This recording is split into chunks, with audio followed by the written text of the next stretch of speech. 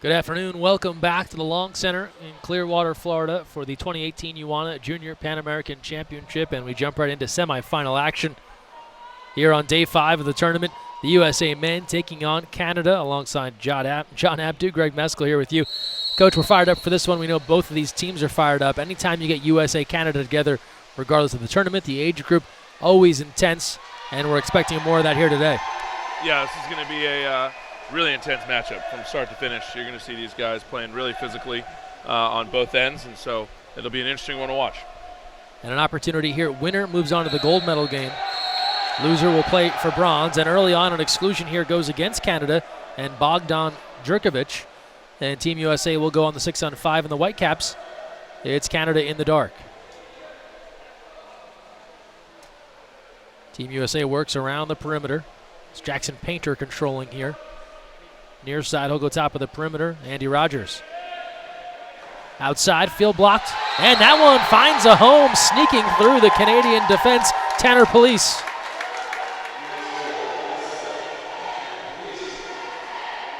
One way to look at that, Greg, is when success is when luck meets opportunity, right? And field block, tipped in, skips under the goalie's arm.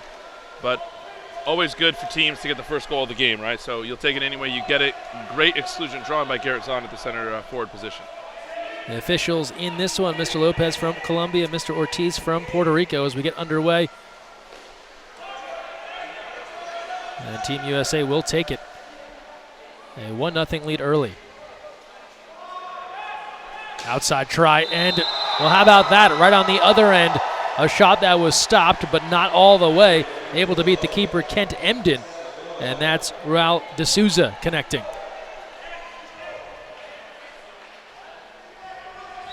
D'Souza with a rocket. Looks like it hit the bar and went in on that side. Those are always hard shots to block for the goalkeeper. But different than some of the games earlier in this tournament, Greg, early goals in the game. We've had some games here where the whole first quarter goes scoreless or teams going back and forth, so good for both teams to get going early. Yeah, get into a bit of a rhythm here. A little bit more at stake with this matchup here as nobody home there for the pass into Garrett Zahn. He's been a goal machine this week for Team USA. And here's the keeper, Andrei Vlasic for Canada. He'll push into the front court. This is a U19 tournament, a qualifier for the FINA Junior World Championships next summer. Entry inside and an exclusion. And departing for Team USA, Jackson Painter, 6-on-5 here to Canada. These teams already in the top 4 already have secured their spot.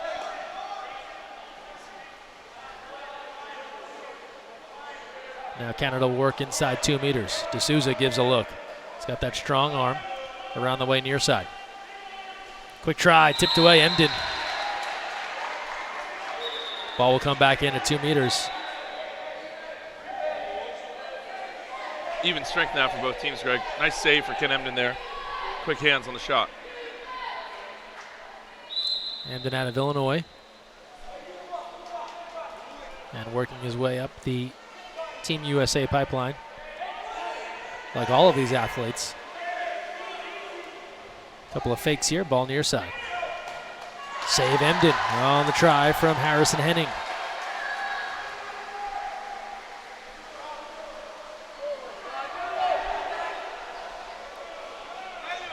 Emden pushing ahead. Here's Tierney.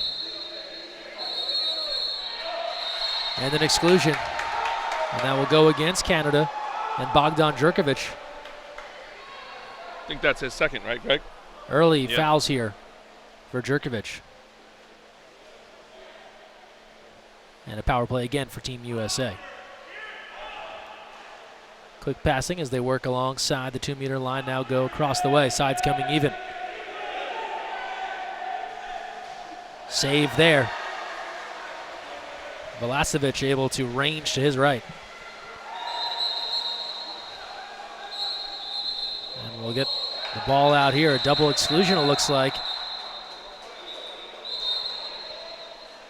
Yeah, double exclusion on Garrett Zahn and D'Souza.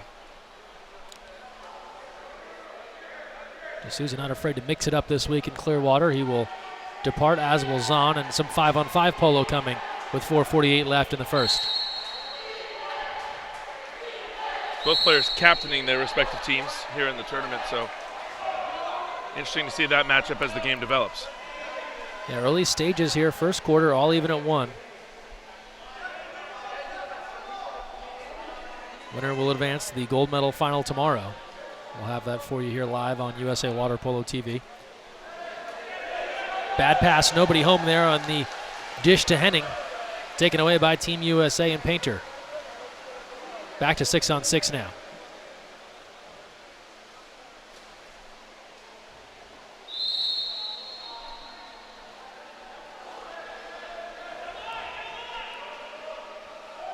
Zahn knocked down, goes inside. Little one-on-one double team on the way. Trying to spin. An ordinary, here's a chance. Tierney, rise up, lob, got him. Came up big and then with the touch, and Tierney puts Team USA ahead 2-1. Big week for Nico Tierney, the youngest athlete actually on Team USA, born in 2002. Got a nice touch lob there after the direct shot on the foul at 5 meters. He hit the game tying goal against Brazil earlier in bracket play. Off a similar play, direct shot, but skipped that one home. Good back and forth so far for both teams. 4 minutes left here in the first quarter.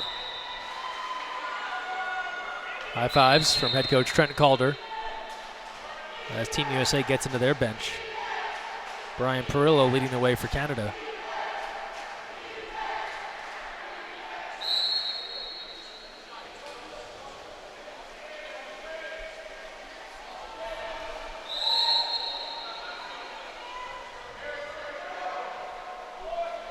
Cote across the way. Here's Morris. LaRoche, Cote. They play catch. Cote lets it rip off the post. Long rebound controlled by Canada and Henning.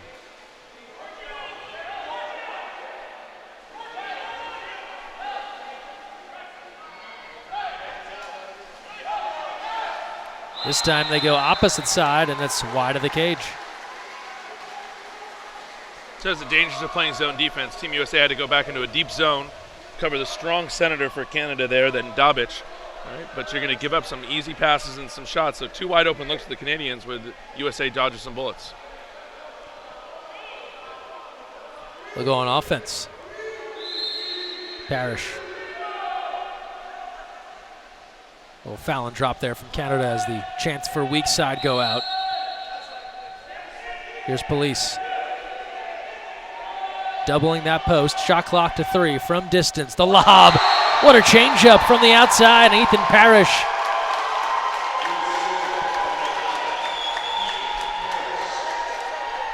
So as a coach, you get a little nervous. You love that the goal went in, but now 2 lobs for Team USA for 2 of the 3 goals. You hope they don't fall in love with that, right? It's kind of like your in basketball when your center hits a 3 on his first attempt. So it's good goals for Team USA off of the spin lob there from Ethan Parrish. Excellent release there from Parrish. And a 3-1 lead for Team USA. Yeah, the lob often works best with the element of surprise, and if you continue to go to it, you lose a bit of that. Yeah. It's always best when it's at the top of your release, right? It looks like you're about to shoot the ball hard, like you said. And, it's a coach's, not the coach's favorite, I would always say, from that perspective. 2:30 left, first quarter. Good start for Team USA ahead, and Canada roaring right back. That's Jeremy Cote powering through the defender and hitting. Strong shot from Cote. And that, as a coach, that's what you want. And he did the right thing there. He didn't draw the foul at 5 meters, didn't wait for the referee to do anything, held onto the ball and powered it home. And in that case, you put the power in your own hands. So great shot there from Cote. Yeah, nice to see somebody not look for a foul and just decide to go through the defense. Right. And I'm sure both coaches and most coaches would try to preach that. Hey, don't look for the foul. Try to control yourself. But you rarely see it, right? As you get into a game, see athletes really focus on the referees, and we don't want that for young players, right? Entry in, step out, turn, post, rebound, in front, quadruple team, and a penalty. Solid hustle. Alex Sotadze crashing the boards.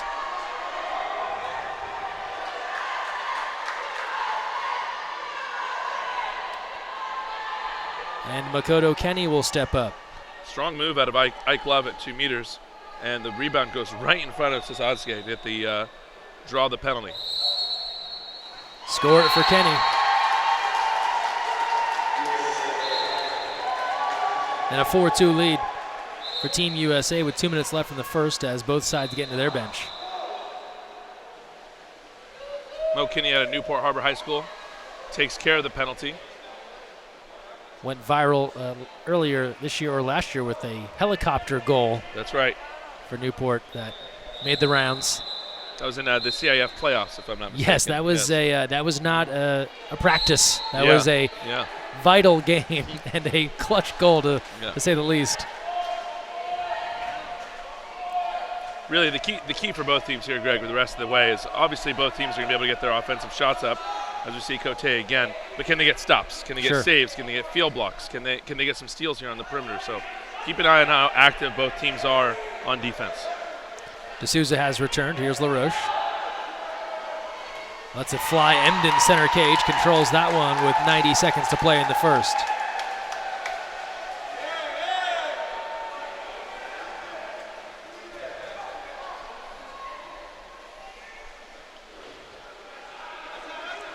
Police inside, tipped away and stolen. LaRoche there defensively. Yeah, unless you get the right pass at 2 meters or right on the hand, you're going to have a hard time making a call or getting a shot off. On the other end now, Henning moving in. Defenders giving chase. Henning lets it go on the lob. Emden reaching up and pulling it down. Less than a minute to go, first quarter. On the outlet. Gets it out to Painter. He'll go to Rogers and they'll regroup. Ian Minsterman's come on.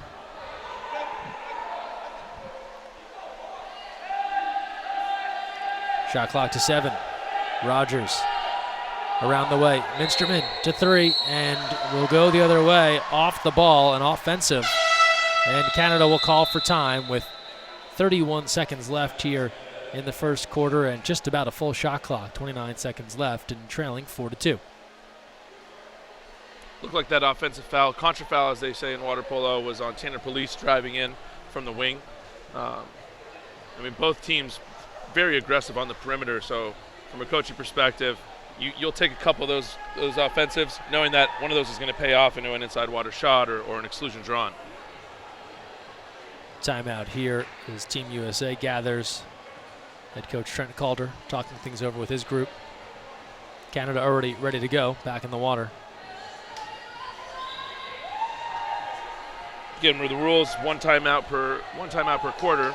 So good timeout there for Team Canada. You're going to use it, try to get one more goal here, occupy the possession, and it would be wise on their part not to give the ball back with too much time on the clock for Team USA. This is the first of 2 semifinals at 6 p.m. Eastern, Argentina and Brazil to follow. And then we close things out tonight at 7:40 p.m. back to women's action, Puerto Rico and Argentina.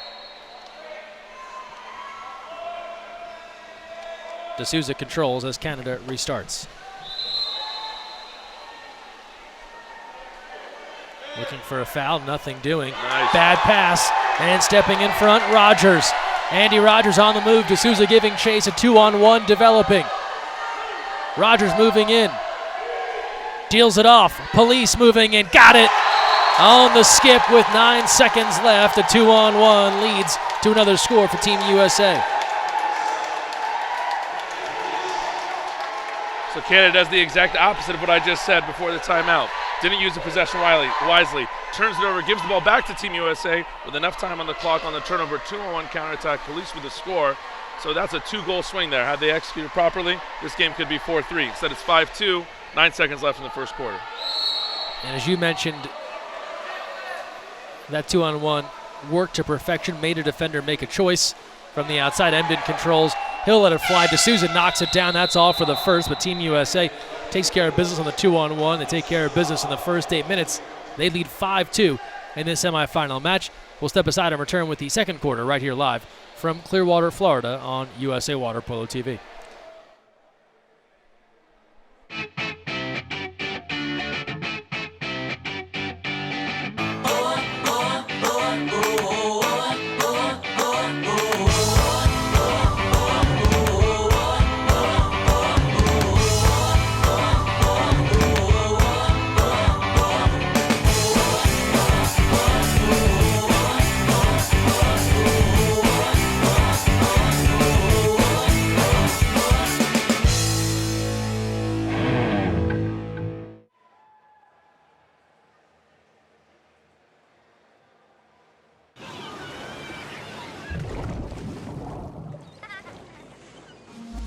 This is St. Pete Clearwater, home to Clearwater Beach, the #1 beach in the U.S. as chosen by travelers on TripAdvisor. It's not just white sand and Gulf breezes. Beach is an attitude. It's the vibe of whatever brings you joy. Experience the American tropics on Florida's Gulf Coast. Visit stpclearwater.com. Love the beach.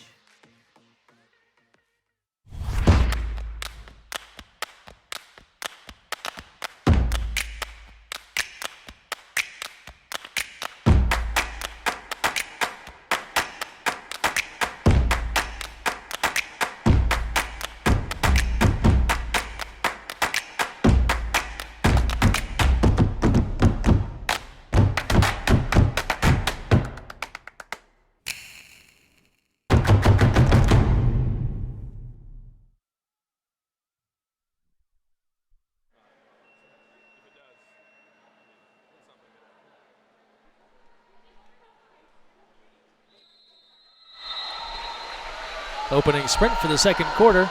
John Abdu, Greg Meskel here with you from the Long Center in Clearwater, Florida. Thanks for joining us on a Saturday afternoon. Team USA controls Nico Tierney. Ordinary, and that one's battered away. Tanner Police wins the sprint. I'm not sure if he's lost a sprint this week. Tanner Police out of CDM High School in Southern California, Corona Del Mar. One of the fastest kids here on Team USA, but one of the fastest kids in CIF in this section as well.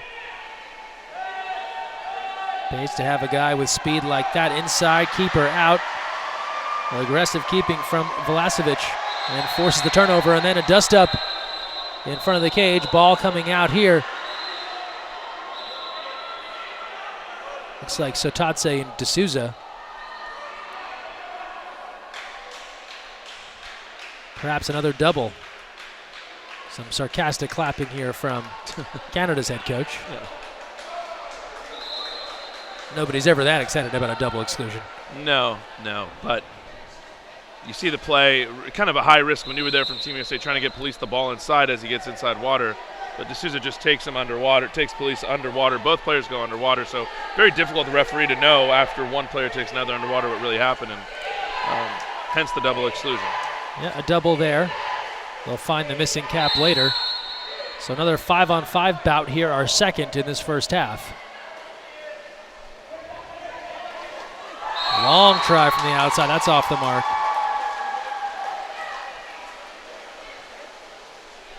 And Team USA will have it back. Emden will start things up. So some early fouls here in this first half. A minute gone by, second quarter.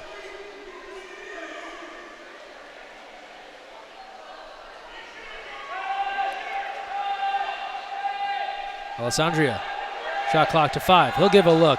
Field block, a monster swat there from Glode. But a new shot clock for Team USA as they regroup.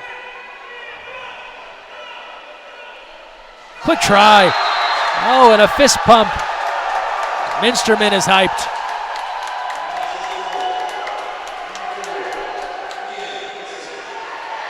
Real confident look from Ian Minsterman there. Saw a lot of goal open, took his time, went cross cage and put it away. And Team USA is hyped for sure, Greg, but would be wise to save some of that emotional energy with a lot of water polo left to play. As they often say, only thing harder than building a lead is keeping it. And true words. How often do we see these high-level water polo matches where 4 or 5 goal leads just don't stick come the second half? Fake on the shot, entry inside, easy exclusion call. A grappling match in close that will send Tierney out. That's Dobic controlling space on the inside.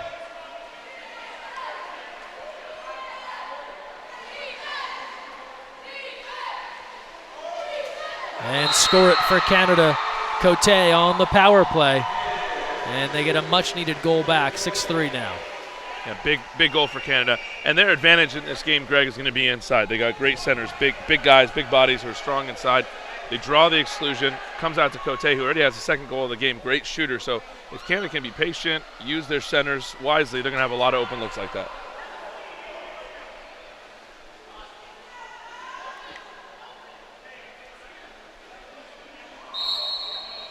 Dabic may also be the only person in this tournament with a full beard. Or Jerkovic, excuse me. Jerkovic, yes. Yes. Inside. That's probably a contra. That's And it is. Ike Love. His name sounds like a pro wrestler, and he had the headlock there. That was one of the easier calls an official's going to make this whole week. Ike Love with a big headlock around there for the offensive foul. Now Canada in transition. Less than 5.5 to go, first half.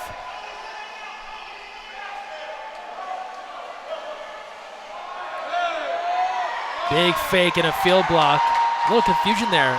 Looked like maybe that was a thought to put it inside. You could see Jerkovic asking for that ball after the fact.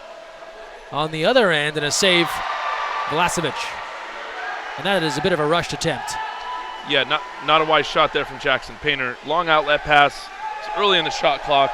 A little advised.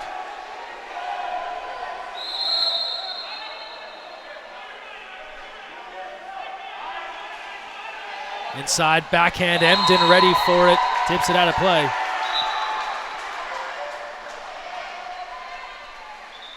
Jerkovic ready to go in a hurry. Yep. Now Jerkovic sitting on two fouls as well. So interesting he's in there, but he's a big strong center. A lot of times in the NCAA, you would in high school you would see that as called as a contra foul because he's faced up. But here in international play, they'll allow the centers and the defenders to be a little more aggressive with each other. Overpass and a steal. Alessandria comes up with it. You mentioned the fouls and carrying two and still playing. And I'd imagine the Canadian staff looks at a 6-2 deficit and says, well, if we don't have our big guys out there, this is going to get away from us in a hurry. No doubt. I mean, it's a calculated risk you got to take if you feel like that's going to be there. But again, on the opposite side, if you're Team USA, be wise to swim Jerkovic now 2-2 and try to get that third foul. They go inside. Love the step out, the shot, but it'll turn over. Approaching 4 minutes to play, first half, a 6-3 lead for Team USA in this semifinal match of the UANA Junior Pan Ams.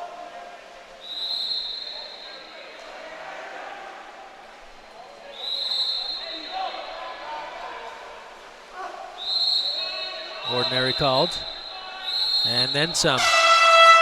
And a timeout called by Canada. Exclusion will go on Giorgio Alessandria. And a power play coming here for Canada after the timeout. 3:52 to play in the first half. So an important opportunity now for the Canadians to chip away here at this 3-goal deficit. Yeah, this is a big possession now. You're about halfway through the second quarter. You're down 3. You don't want to see Canada does not want to see what happened to them at the end of the first quarter. Again, meaning they want to get a goal here. They want to get a great opportunity versus turning the ball over and having a 2-point swing happen. So they can get this to be a 2-goal game.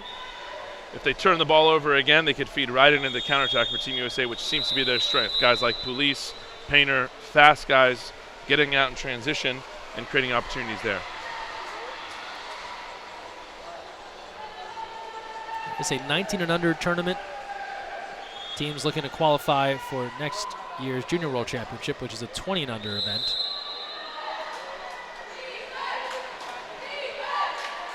And so this is the next generation here of these national teams.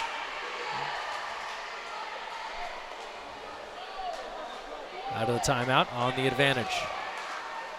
Patience here from Canada. D'Souza has returned. A couple of quick fakes. Emden.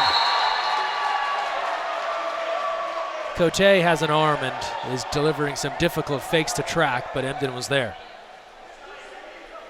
Now, both sides even strength now with Mo Kinney coming on to replace Alessandro.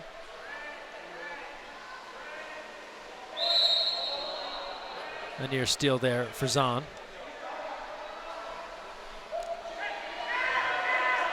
Now they go inside, look for that one-on-one. Triple Team USA is on the scene, and Police has it. Good 2-meter defense there from Nico Tierney out of Harvard Westlake High School there. Both hands up, allows for the crash to come. Good defensive stops there from Team USA.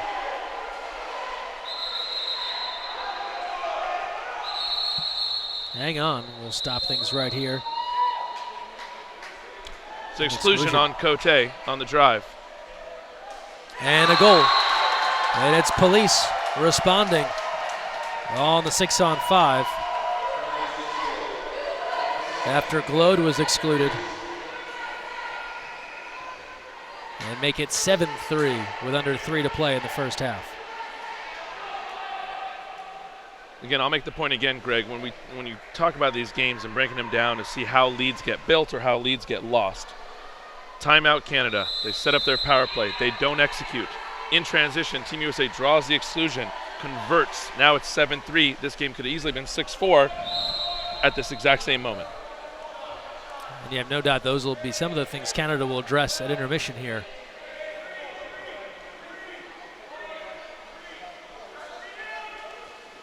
D'Souza takes a look. Goes inside. Tipped away. Wow. Canada sticks with it. A little high there on the pass, weak side. A scramble for it.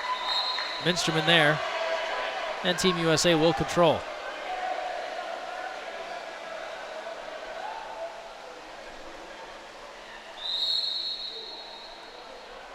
Good defense from Team USA there.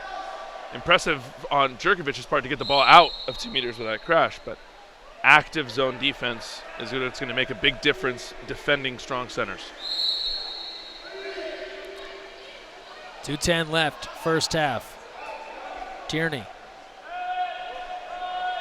Shot clock under 10. Big skip off the bar. Long rebound, though, controlled. And Rogers is there. Out of Coronado in Southern California. Tries to thread the needle. Bad pass, and D'Souza waiting. Again, never the best decision to take high-risk maneuvers in water polo. You want to be conservative, right? That's a high-risk maneuver. Even though that drive was happening, maybe that creates open space for another player over. But the high-risk maneuver, most of the time, will be a turnover and then feed the other team's counterattack. Tipped away on the entry inside. Minsterman defending. Shot clock to 8 for Canada. Jerkovic. From deep. Emden got a piece off the frame of the cage. And Team USA has it. And Coach Calder will call for time with 1:15 to play. First half, 7-3 lead for Team USA. Good timeout from Coach Calder. 1:15, as you say, Greg, left in the first half. Use it or lose it on the timeout situation. But now, same thing I talked about with Team Canada. Can Team USA use this possession wisely, and in worst case scenario, do not allow for a counterattack the opposite way? Can they make sure they get out of this half with at least a 4-goal lead? 7-3 now, 1:15 to play, and you can speak to some of the goals of the teams in this tournament. We talked about qualification for next year, but we know that just because a team qualifies a spot here doesn't mean that'll be the team. Those athletes won't necessarily be the team next year. So what other things are they getting out of this? What other metrics are they being graded on? Several things, Greg, and that goes to the question of how do you develop a pipeline? How do you develop a pipeline of athletes that are going to compete at the highest level? So for some teams coming to this tournament and qualifying, they're going to try to get everything they can out of it, and this is the end-all be-all. For some, it's using this opportunity to train younger athletes and also qualify so that an older team for Junior Worlds next year can be present. And we're seeing that a bit on our women's side here for Team USA with a very young squad. Shot try there is well off the mark. Defense was intense from Canada. Under a minute to play, first half.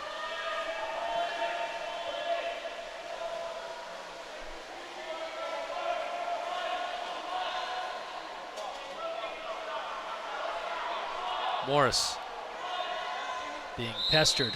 Kenny up close. Inside. Long run for it. Dealt right back out as Kenny double teaming. Shot clock about to expire. And right at the last moment, bailed out with an exclusion. That will go against Rogers. New life here for Canada on offense. Looked like he was a little aggressive on the perimeter, got him in the head. tough pill to swallow for Team USA as they had played decent defense all the way through now. Yeah, certainly a deserving call. Coaches will be frustrated to have it happen so late in the clock. Shot clock is off now, 10 seconds left, and Canada makes it count on the 6-on-5. Alexander LaRoche hitting with just 9 seconds left.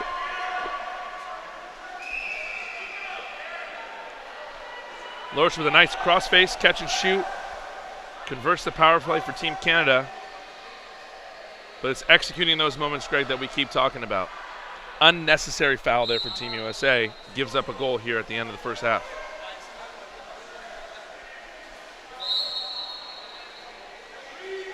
About out of time.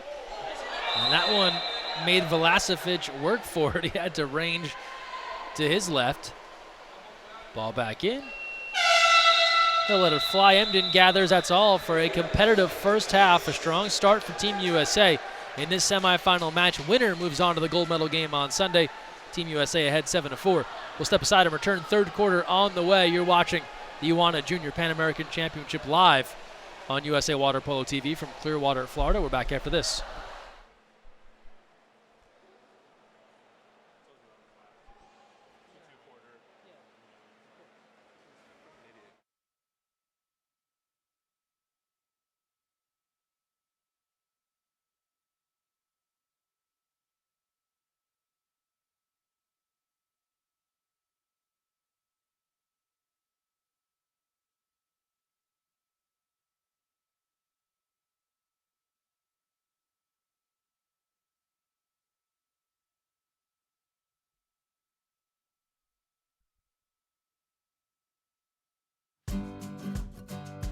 You never know where the next Olympian might be coming from, but it could be water polo, and that starts with Splash Ball.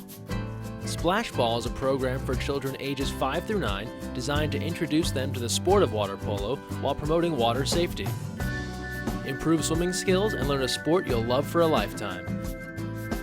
For more information, visit splashballusa.org.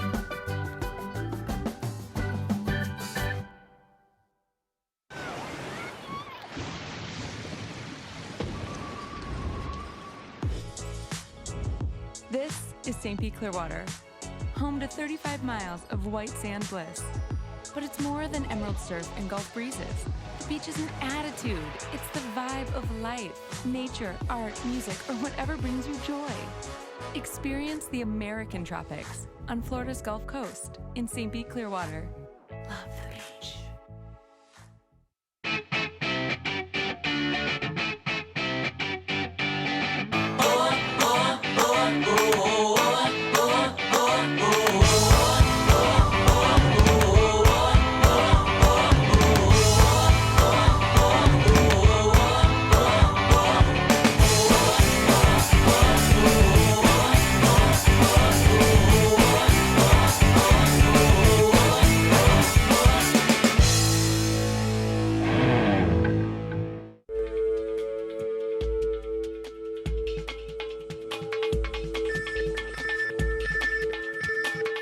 Cap 7 is the proud sponsor of USA Water Polo.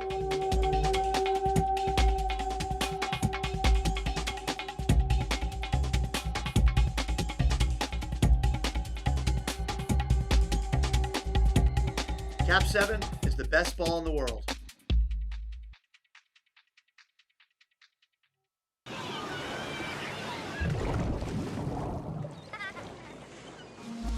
This is St. Pete Clearwater, home to Clearwater Beach, the #1 beach in the U.S. as chosen by travelers on TripAdvisor.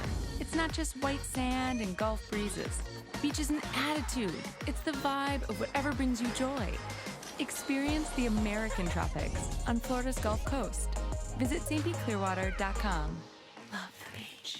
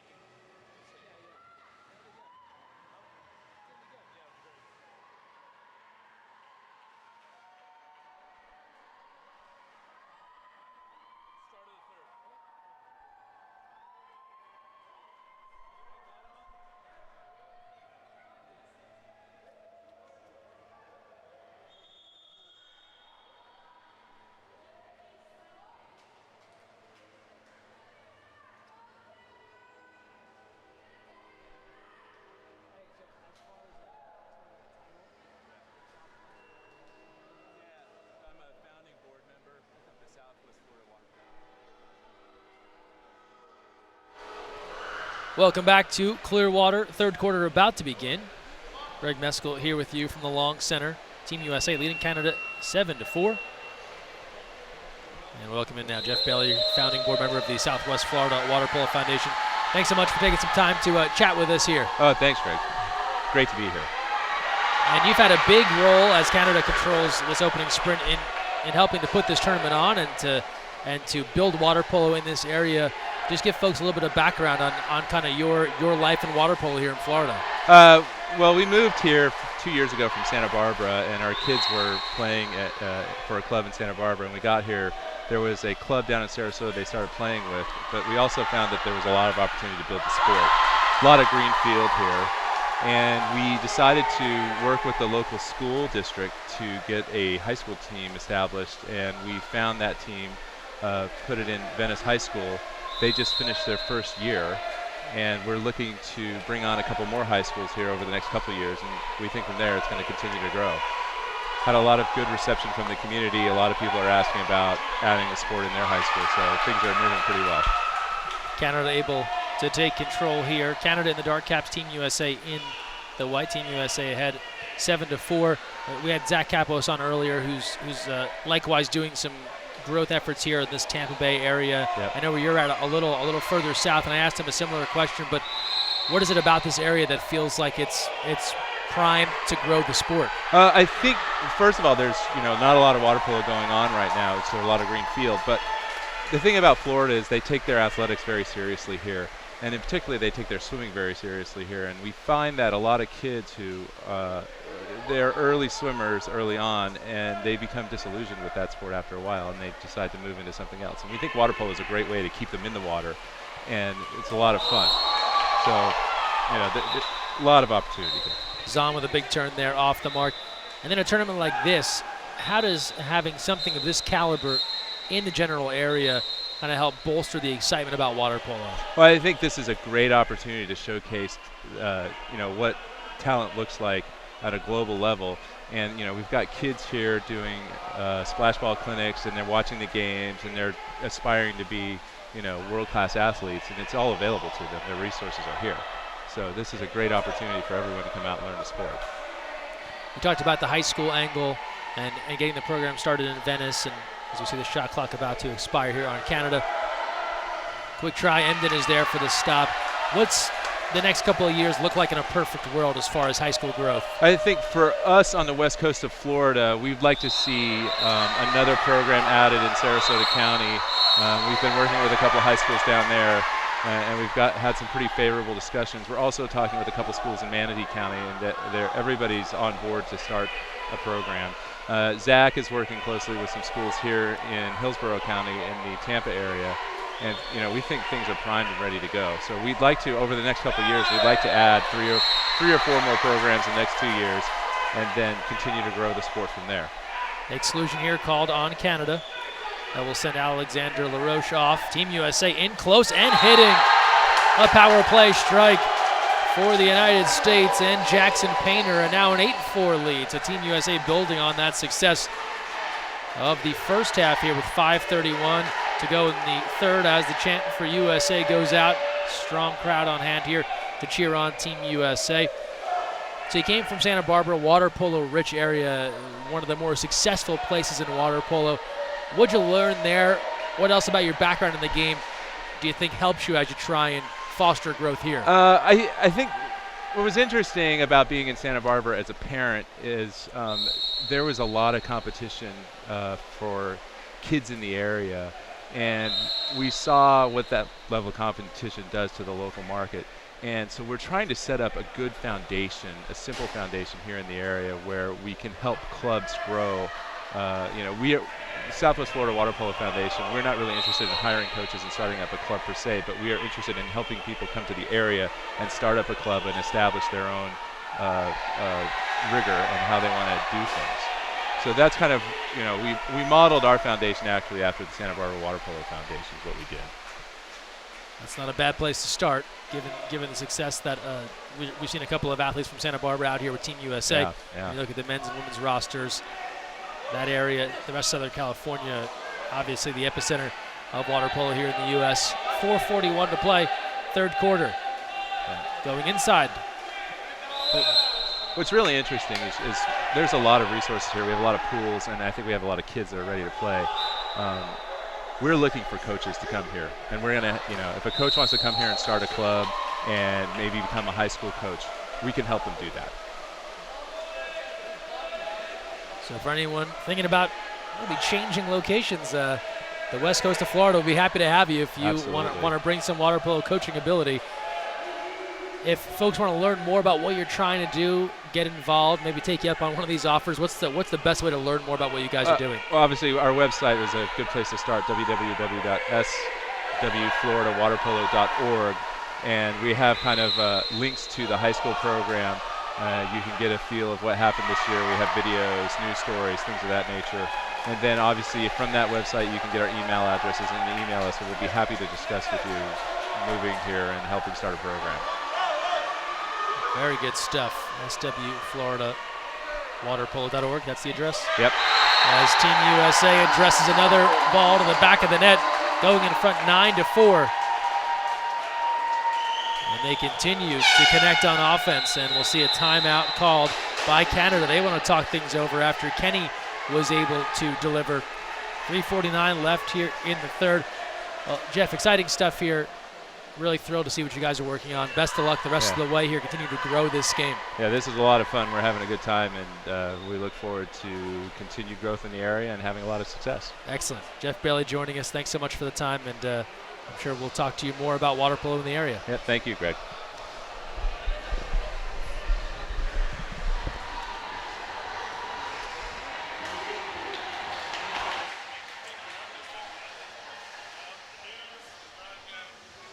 .349 to play. Timeout called.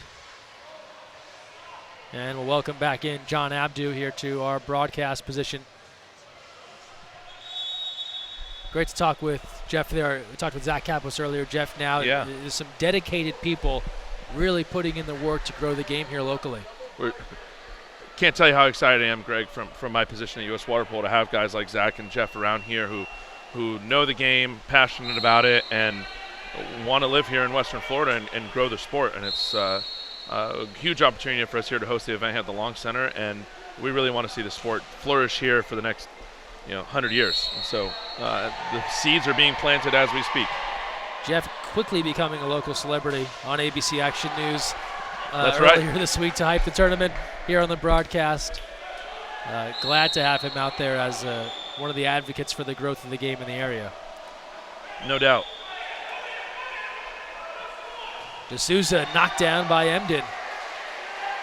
Emden having a great game so far.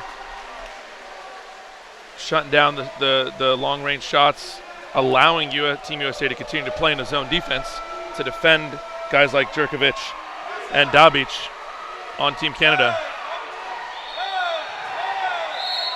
Ordinary as they push things out to Police.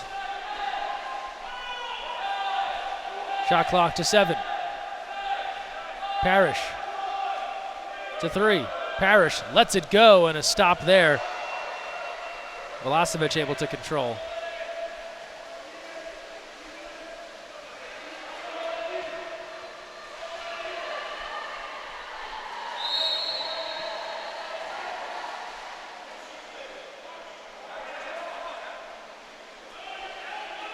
D'Souza gives to Glode. Shot clock under 10. Glode moving in. Skip and Emden ready again.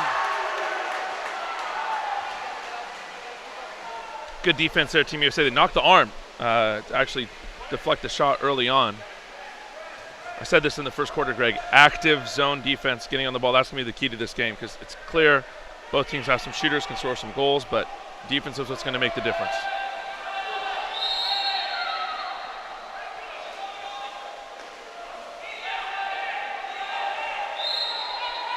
Ordinary called. And we talked about the difficulty of keeping a lead, but Canada has to be careful here as Team USA has built this advantage. 9-4, now going up on the 6-on-5 as we approach the end of the third.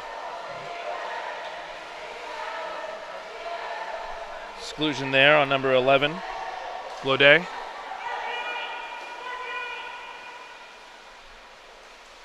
Near side, so Tadze. Around the way, Kenny, Police, lines it up and hits.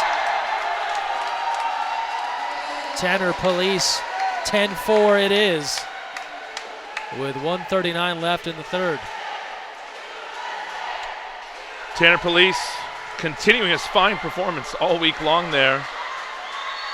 Finishes the score on 6-on-5 and forcing the Canadian coach to now substitute the goalkeeper. So backup goalkeeper Brody McKnight making an appearance now with 1:39 left in the third quarter.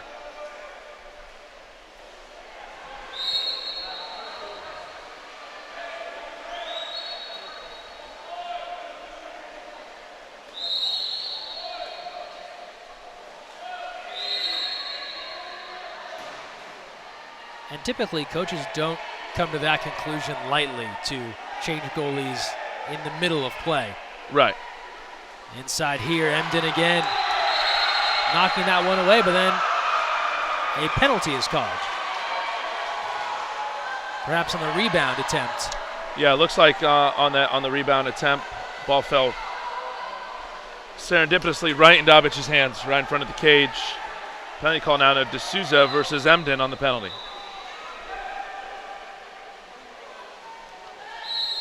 D'Souza hits. And a much-needed goal for Canada. With 1:20 left, cutting it to 10-5 here in the third. First goal for Team Canada here in the third quarter. You're right, Greg. Big score. They want to keep this game manageable as it gets into the fourth, and they can do that even with a stop and a counter here and a goal. They could change the game very quickly.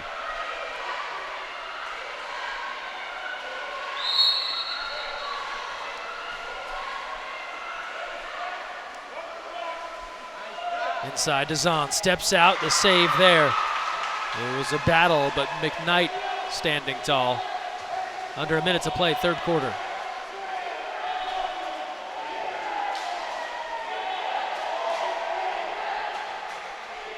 So McKnight comes in the game. First shot, first save. Good for his confidence. It always helps to get the goalie warm, face a couple of shots early. Inside, good look, step out and hit. Back-to-back goals here from Canada. First the penalty and then Jerkovic. 10-6. Power moves there from D'Souza and then Jerkovic right afterwards. Overpowering Team USA. Lifetime entry into 2 meters. Big goal. Timeout USA. We'll talk things over here, and things seem dire for Canada, and now Team USA has got to talk amongst themselves about not letting the Canadians rally back in this one too quickly. It's a chess match, Greg, right? You change Canada, change the goalkeeper. He gets a big save out of 2 meters, launches the transition. They get a goal out of it. So it's about building momentum, right? About building momentum, and that's so to Team Canada's credit, good substitution there, and good timeout by Team USA. You got to stop that momentum from building any further. See if you can execute off the timeout. We talked about the goalie switch, McKnight coming on. You've coached for a number of years. Yeah. What was your philosophy on when to sub a goalie in the middle of a game? Was there a breaking point for you? You know, a lot of that is out of feel. Yeah. For me personally, I think for a lot of coaches, it's out of your field. Can you see? I was speaking to 4-time Olympian Brenda Villa here earlier today. She's one of the UANA delegates, and her comment was, there's some point in the game, if your goalie's not playing well, they stop seeing the ball, and that's not something you can quantify in a score. I mean, if you could tell that your goalie's lost confidence, it's probably a good time to make that substitution.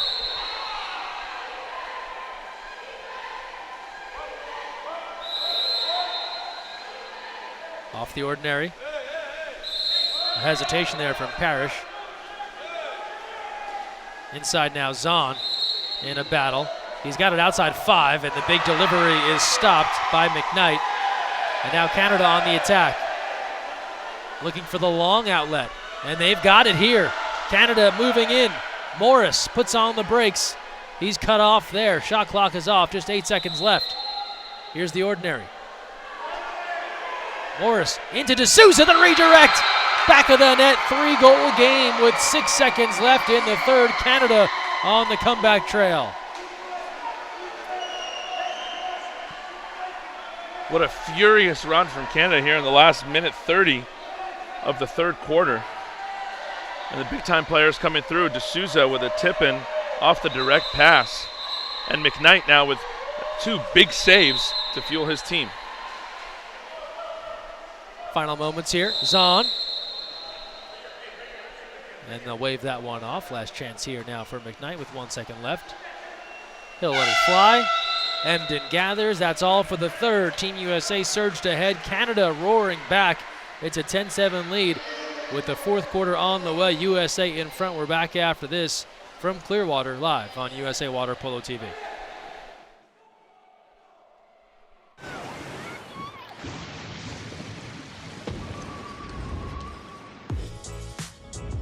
This is St. Pete Clearwater, home to 35 miles of white sand bliss. But it's more than emerald surf and Gulf breezes. The beach is an attitude. It's the vibe of life, nature, art, music, or whatever brings you joy. Experience the American tropics on Florida's Gulf Coast in St. Pete Clearwater. Love the beach.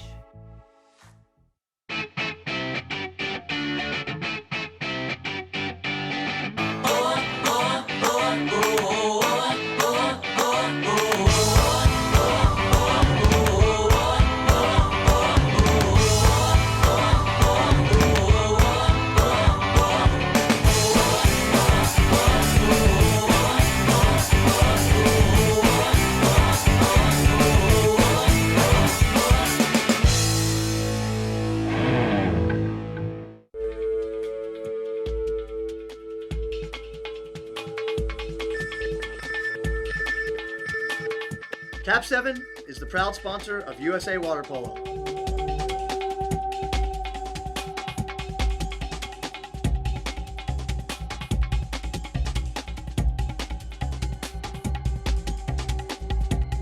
Cap 7 is the best ball in the world.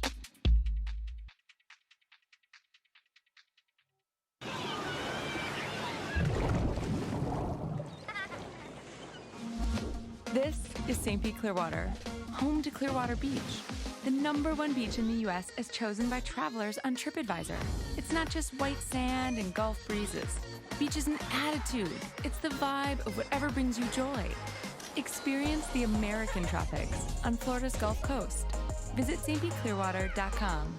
Love the beach. Fourth quarter has begun with the sprint, and Team USA controls. John Abdu, Greg Meskel here with you from the Long Center in Clearwater, just outside Tampa, Florida. And we've got a good one on our hands here in semifinal action of the UANA Junior Men's Pan American Championship.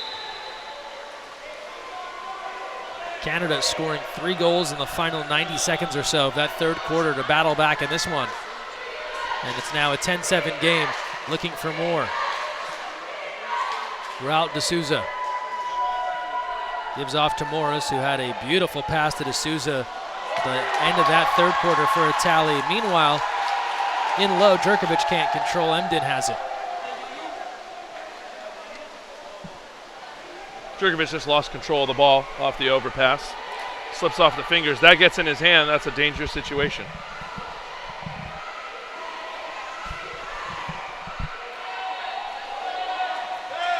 Zahn working hard at the 5, steps out and hits. And a fist pump. He brings a lot of emotion to this USA team and makes it 11-7. You know, and you see that play and you'd say, he's posting at 5 meters. He's not where he wants to be. This should be a 2 or 3 meter thing, but it almost works to his advantage. He's able to step out further, has the long arm, the big release. He creates a lot of space off his step out, but just thinking the same thing, Greg. When you have a center, you want to see him on the 2 meter line. You don't want to see him on the 5 meter line. And but fortunate play, strong shot, skips in for Garrett Zahn. Ball turns over. Talking with Coach Calder earlier this week, after Zahn had a big game and a USA win, he just talked about how his emotion fuels the emotion for the rest of the team. He can be a real lightning rod in a positive way to fire them all up, and you saw it there after the tally. Yeah, he plays with a lot of emotion, really strong player, real passionate. He's going to have a great career not only for Team USA, but also for Long Beach State, where he's headed next year. Working for Zahn again, and this time he draws an exclusion. And now some words. He gave the see you later to D'Souza, who's picked up his 3rd foul. And the referee told him, knock that off. In the meantime, inside the 2, that's debatable. And they wave off that goal. So Sotadze, who put that one away, no goal. Tough, but big foul on Team Canada as D'Souza, arguably the best perimeter player they have in the pool now, fouls out of the game.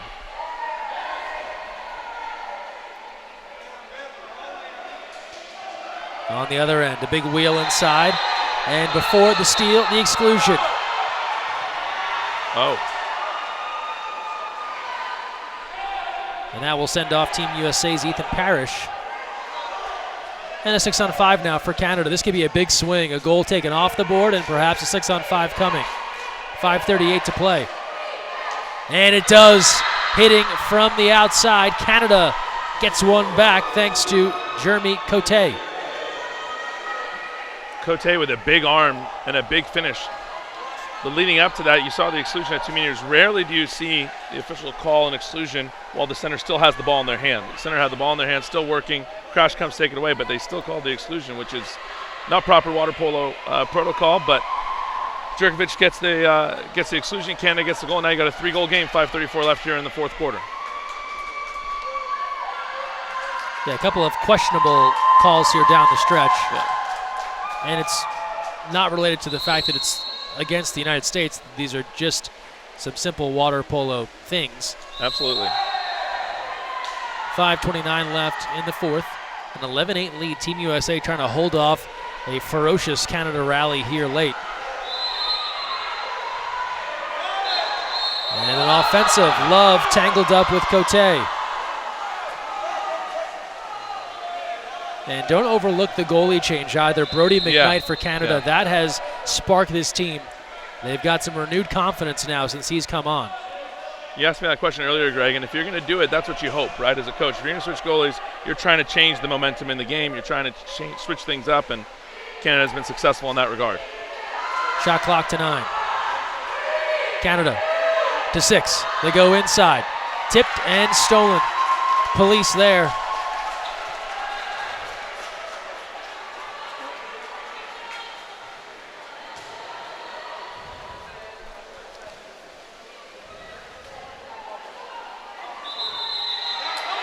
The exclusion against Canada away from the ball. And we got confusion here because Canada thinks... What happened there, John? Well, it looks like number 6 was excluded for Canada, but never left the field to play. And now Team USA has it back. Did the U.S. ever get that ball back after the exclusion? No. So, again, the officials doing their best job, but kind of a series of errors here in what is an intense game to officiate. And now the ball turns over. And now an exclusion against Team USA. Well, the folks that have watched our games, John, know we don't give the officials a hard time, but we're seeing one of the poorer displays of officiating right now we've seen in some time. Yeah, there seems to be the wheels have kind of fallen off the wagon here in terms of some control of what's happening, and it's going against kind of both teams here, but it's something that when it becomes this noticeable, right, to the average spectator in the stand or to anybody watching. Water polo is hard enough to understand as it is, but when it's that noticeable where everyone's kind of really understanding that this game has lost a little bit of its control and its cadence, you got to see something wrong. But timeout Canada, 4:04 left here in the 4th quarter. They're only down 3. This is a big possession. Huge possession here. And such great energy from both of these teams, hoping they'll have the opportunity to decide it here in the water. 4:04 left. An 11-8 lead for Team USA. Canada has rallied after the switch to goalkeeper Brody McKnight. They're without one of their top players. Will D'Souza fouled out earlier, but they have worked their way back into this contest.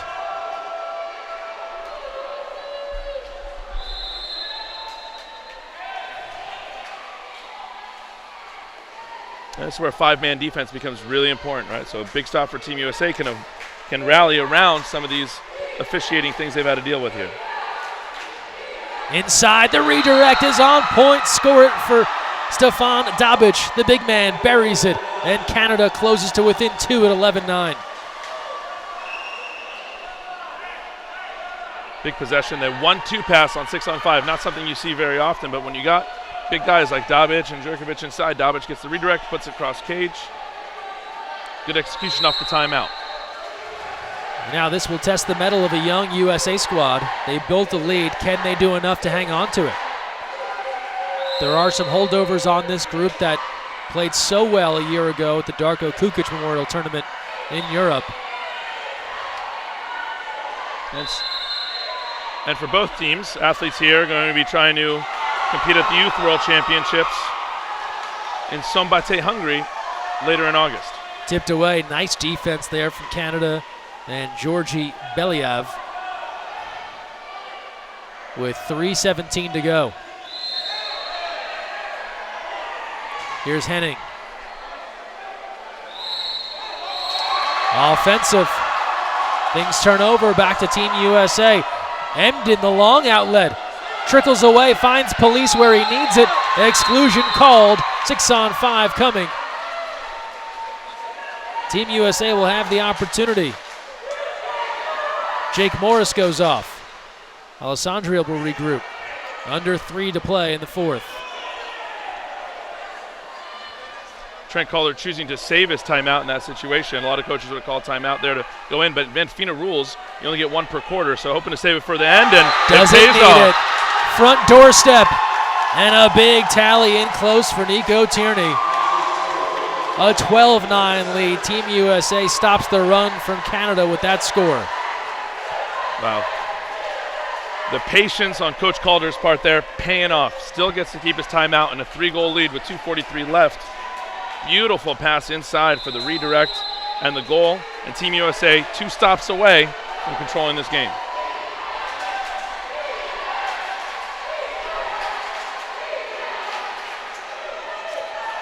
Inside, a step out. A lob try, off the bar, rebound, trouble in front. Penalty called. Wow. USA staff looking for a ball under.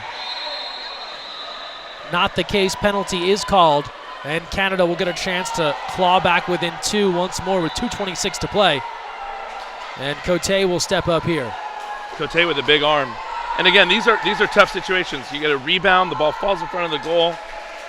That's the second time now in the half now that Canada's been rewarded with a penalty off of the rebound. Here's Cote.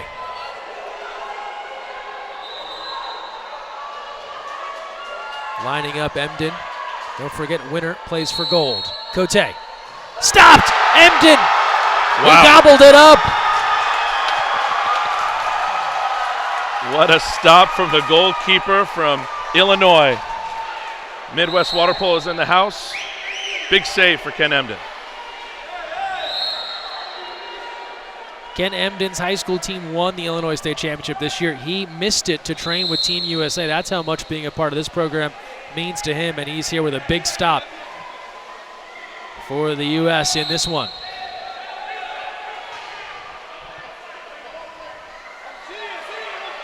Ball tipped around, controlled here by police. Shot clock expiring. He tosses it aside with under 2 to play. A 12-9 lead, and what a stop from Emden. Have a 6-on-5 counterattack now for Canada. They're going to have some open space. Jurkovic moving in. He's knocked down, ordinary called.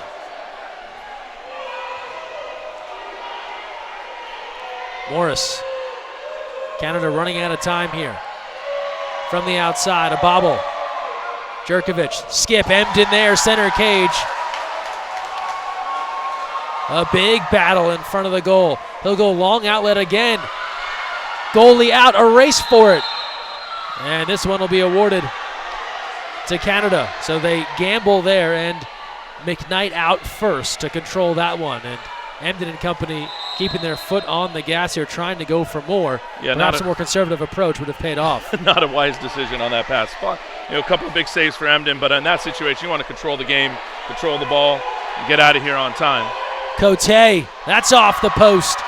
Rebound Emden, and now he'll slow. Now would be the time to slow it down. Eat up the last minute here. You have a 3-goal lead. But you can't blame the kids for being excited. You see these young athletes make these decisions right now. And it'll be a good teaching moment for later. And it looks as if Team USA will ward off this rally from Canada. It was a furious charge in this second half, including 3 goals in about a minute 30 at the end of the third. Great effort from Canada to come back. They were down 10-4 in this game, Greg. Looking at a 12-9 score right now. Shot clock violation. Canada will have it back.